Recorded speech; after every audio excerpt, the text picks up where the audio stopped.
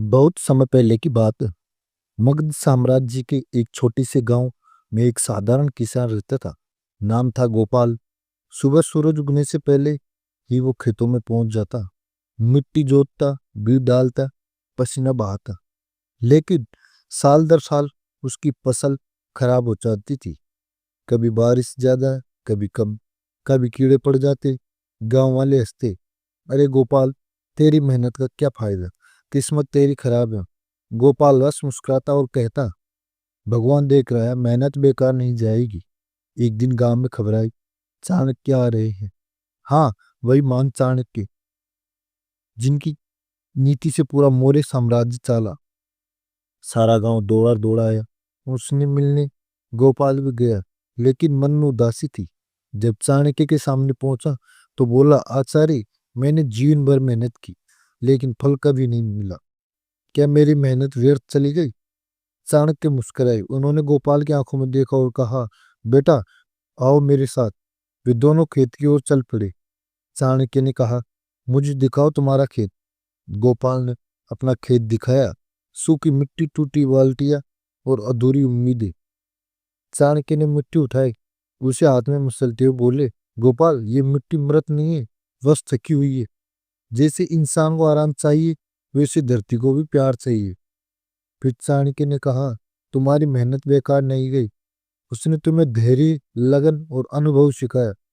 अब वक्त आया है मेहनत को सही दिशा देने का। उन्होंने गोपाल को कुछ नीतियों के सूत्र बताए। पहला काम, मेहनत से करो, लेकिन बुद्धि से करो। दूसरा, जो आज असफल है वही कल सफलता की जड़ बनता है। तीसरा, समय सबसे बड़ा शिक्षक है, बस उस पर भरोसा रखो। गोपाल ने आचार्य के बताए तरीके अपनाए। इस बार उसने मिट्टी में नई खाद डाली, बीज बदल दी, सिंचाई का तरीका बदला। हर दिन वो उसी खेती में जाता, लेकिन अब चेहरे पर निराशा नहीं, विश्वास था। दिन बीत गए।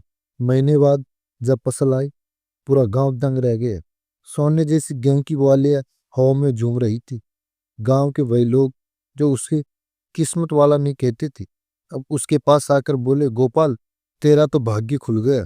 गोपाल मुस्कुराया और बोला, भाग्य नहीं खुला दोस्तों, मेहनत का वक्त आ गया है। जैसा आचार्य चाणक्य ने कहा था, मेहनत हमेशा फल देती है, बस वक्त तय करता है।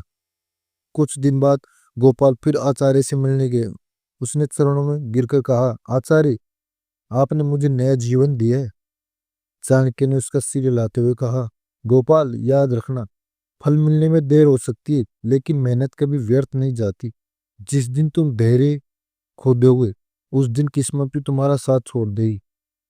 कहानी खत्म होती है उस दृश्य पर जहाँ खेत की सुनहरी वालियों के बीच गोपाल और चाणक्य एक साथ सूरज की ओर देखते हैं, और हवा में गूंजता वही संदेश, धैर्य रखो, कर्म करते रहो, समय आएगा, और जब आएगा दुनिया तुम्हारी मेहनत को मिसाल देगी। तो दोस्तों, ये छोटी सी कहानी आपको कैसी लगी, प्लीज कमेंट कर कर जरूर बताना। अगर आप दोस्तों चैनल पर नए हो तो चैनल को सब्सक्राइब जरूर करना, और वीडियो को अपने दोस्तों के पास शेयर जरूर।